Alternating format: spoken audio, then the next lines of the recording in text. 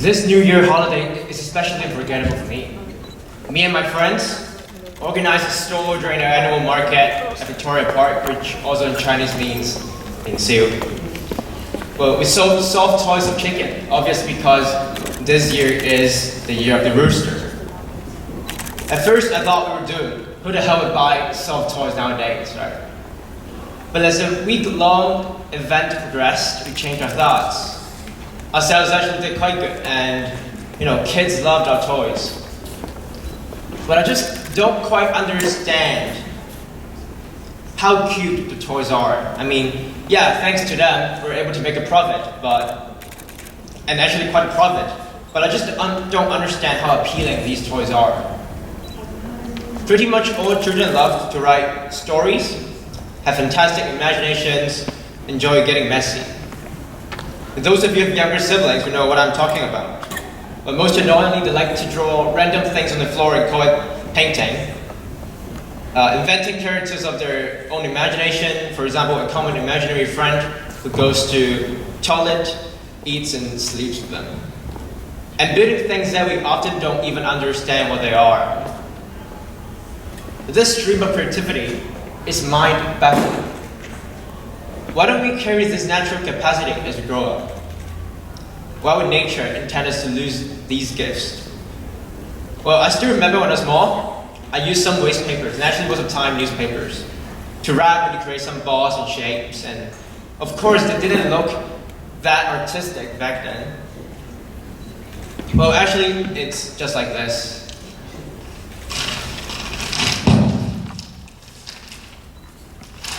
So here is a newspaper, and I'm gonna wrap some boards and shapes.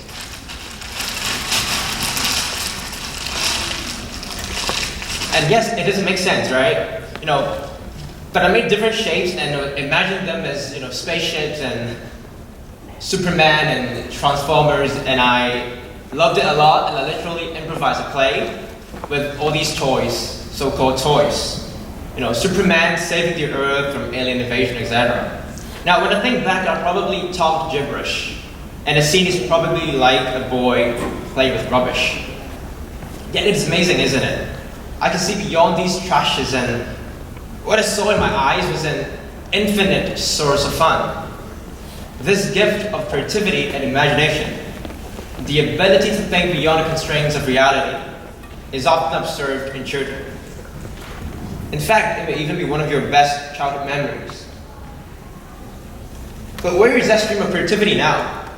Well, if you think kids are probably more creative than you, please raise your hands. You see, so what is wrong? I think the core issue here is a misconception about what creativity is and the lack of emphasis on nurturing creativity in our education system. So let's start off by finding out what creativity really is. Is there anyone who wants to share what creativity is? Can I have more show of hands who would like to share what creativity is? Alright, I'll just choose the closer one then. I believe creativity is thinking outside the box. That's like the least creative answer. Thank you, yep. So that's sort of like creativity to be original, right? So are there any other people who want to share? Are there anyone else who wants to share what creativity is? Okay, I'll take it then.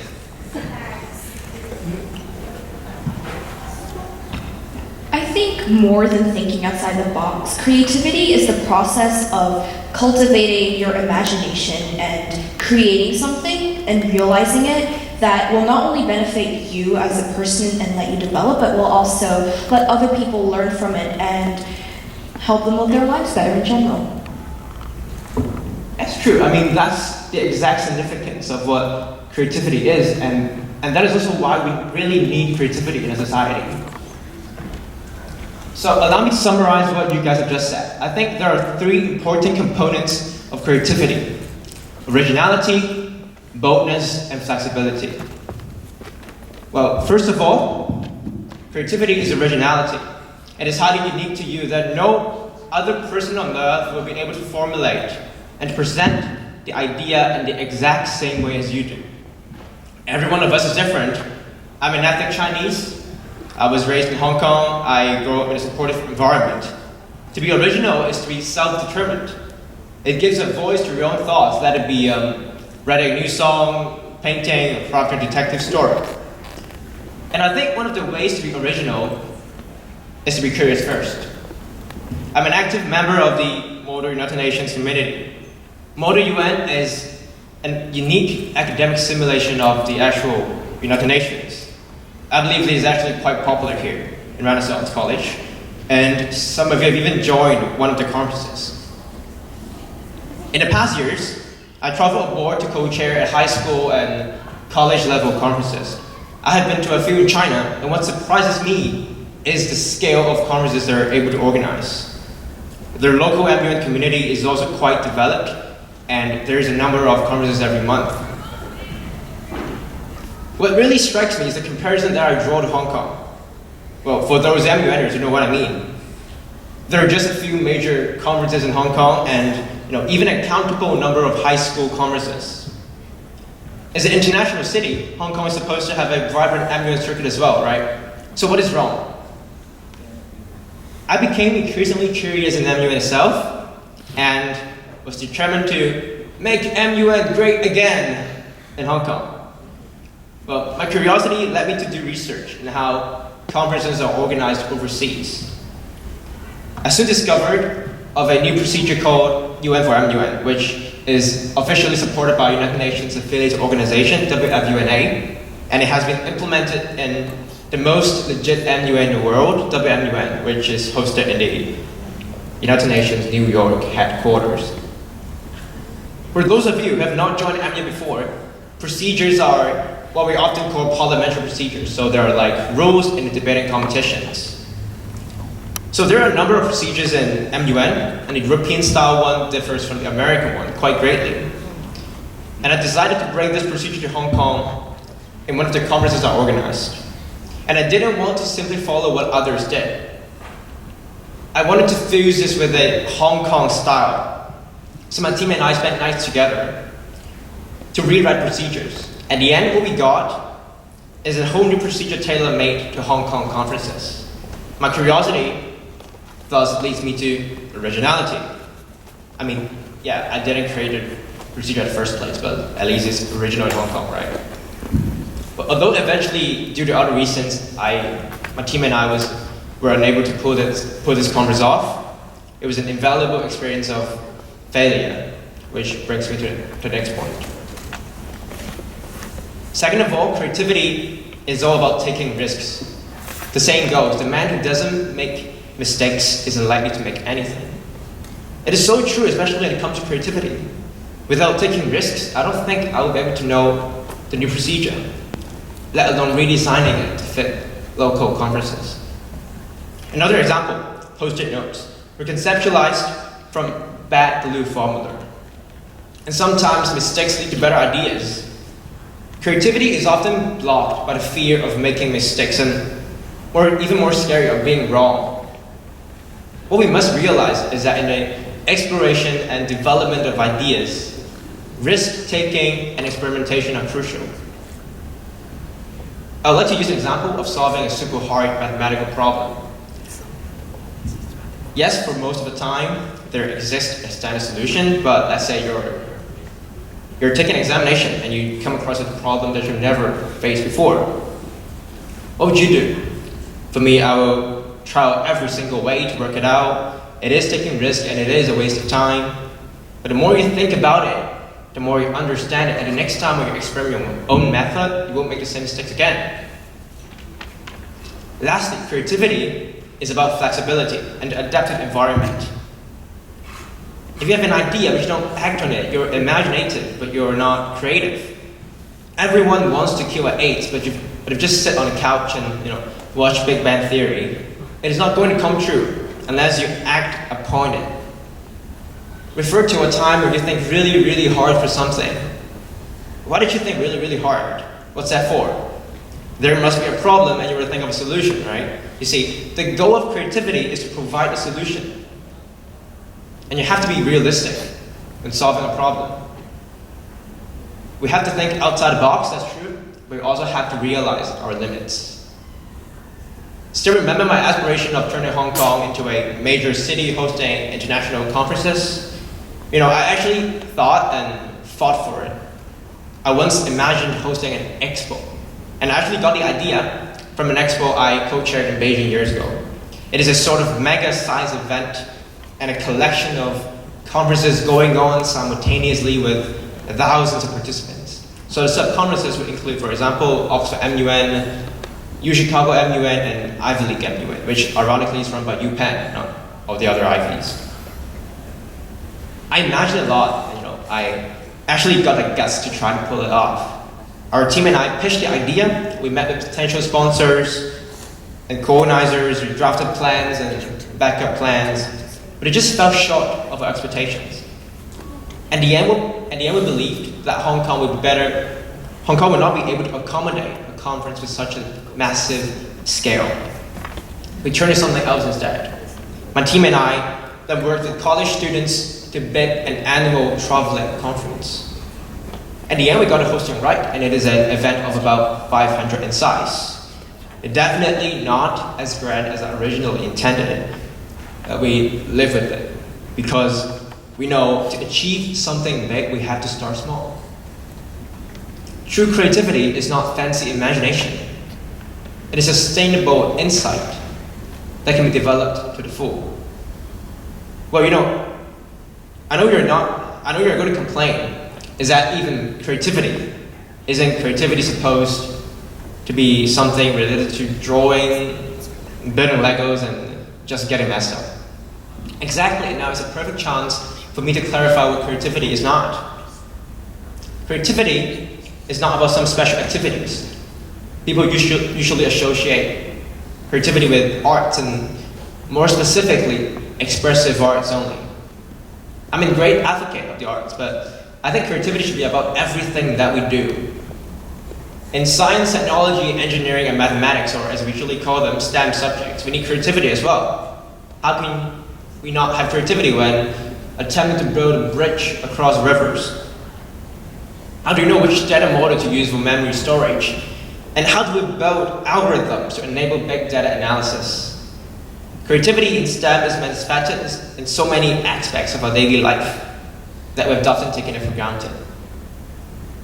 Creativity is not about special people. The misconception about that only a few people are really creative is discouraging and totally false. Every one of you, and I mean it, has tremendous creative capacities.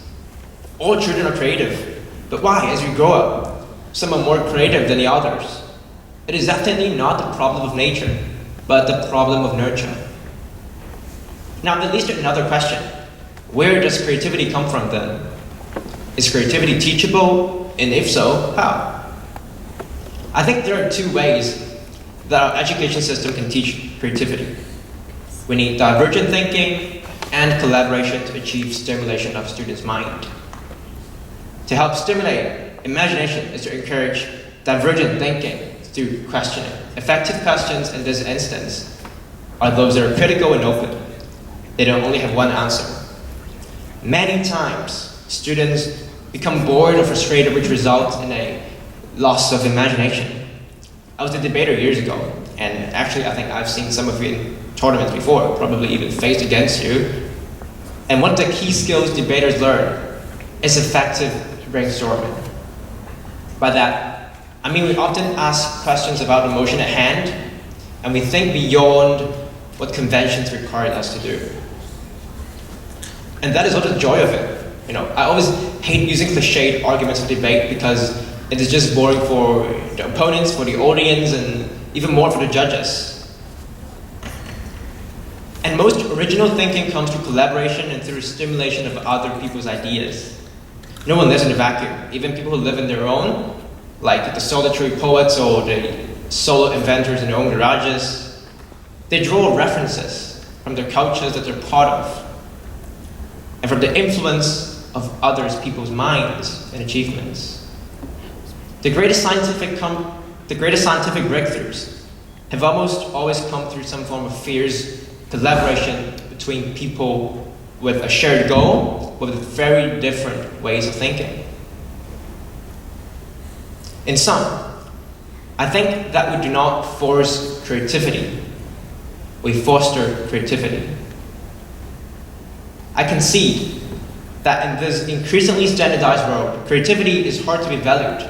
It cannot be put into a normal distribution curve, and it cannot be used to compare performances of students. But we must remember that in our generation, knowledge is not power, idea is. Artificial intelligence and machinery will soon replace us to complete the routine. What we are worth is merely a capacity to think beyond. It is a uniquely human gift. This culture of standardized testing is just counterproductive.